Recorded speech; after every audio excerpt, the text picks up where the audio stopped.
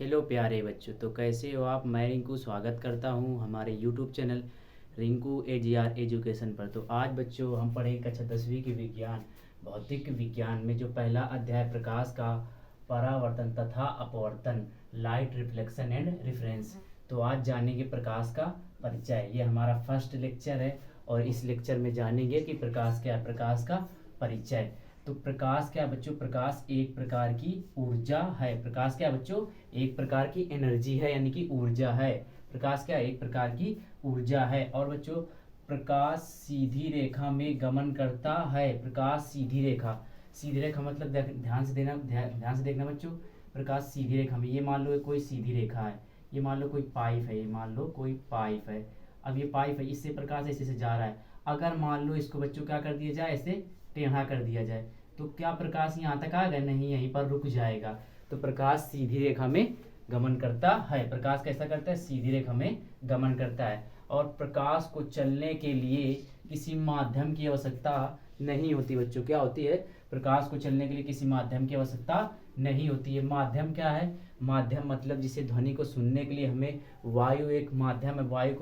वायु चाहिए ना, अगर ध्वनि तभी हमको सुनाई देगी जब वायु होगी, वायु नहीं होगी तो ध्वनि नहीं सुनाई देगी। लेकिन प्रकाश क्या, प्रकाश को किसी माध्यम की चलने के लिए किसी माध्यम की आवश्यकता नहीं होती। और प्रकाश की निर्वात में चाल होती है बच्चों 3 × 10⁸ मीटर प्रति सेकेंड। वैसे किलोमीटर में हो जाएगी 3 लाख किलोमीटर बच्चों। कितनी हो जाएगी, 3 लाख किलोमीटर। ठीक है, ध्यान देना। और पांचवा पॉइंट क्या है बच्चों प्रकाश के बारे में, तो प्रकाश पारदर्शी माध्यम में गमन करता है। प्रकाश क्या है, पारदर्शी माध्यम में गमन करता है। प्रकाश पारदर्शी माध्यम में गमन करता है। अच्छा आप बताओ बच्चों, ये पारदर्शी माध्यम क्या है? तो पारदर्शी दो चीजें होती हैं, पारदर्शी और अपारदर्शी। पारदर्शी वे वस्तुएं होती है जिनके हम आर पार देख सकते हैं, और अपारदर्शी वे वस्तुएं होती है जिनके आर पार हम लोग नहीं देख सकते। तो पारदर्शी में देखो कांच आ गई, वायु आ गया, जल आ गया, तेल आ गया और मोम आ गया। ठीक है, तो समझ गए ये पांचों पॉइंट। अब जानेंगे बच्चों प्रकाश की प्रकृति की। प्रकाश क्या है, प्रकाश की प्रकृति कैसी है, प्रकाश कैसा व्यवहार करता है। तो प्रकाश की प्रकृति दो प्रकार से होती है बच्चों। इधर देखना साइड में, क्योंकि वहां पर कैमरा दिखाई नहीं दे रहा होगा।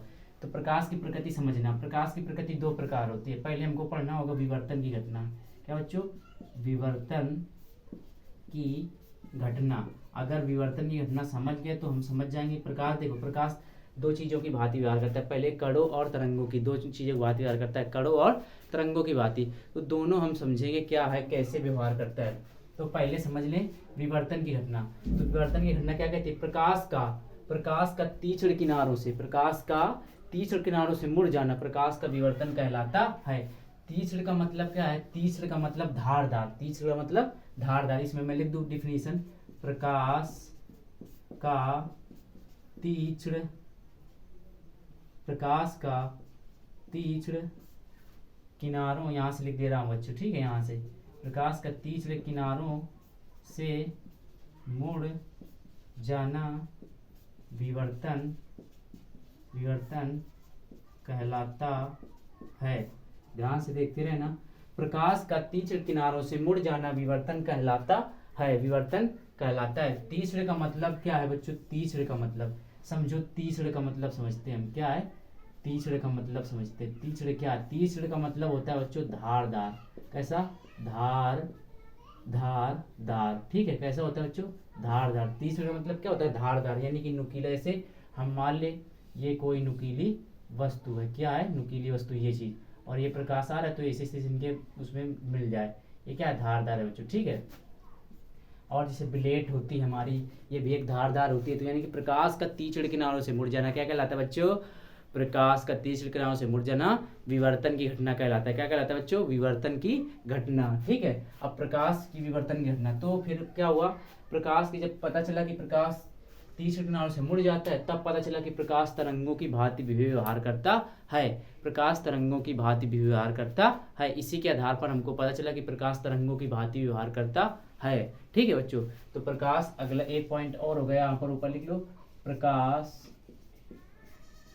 तरंगों की भांति व्यवहार करता है। क्या बच्चों, प्रकाश तरंगों की भांति व्यवहार करता है और प्रकाश कणों की भी भांति व्यवहार करता है, उसको पढ़ने के लिए हमको पढ़ना पड़ेगा पदार्थ, प्रकाश की पदार्थ के साथ अन्योन क्रिया। तो बच्चों हम उसको पढ़ेंगे अगले लेक्चर में। धन्यवाद, थैंक यू।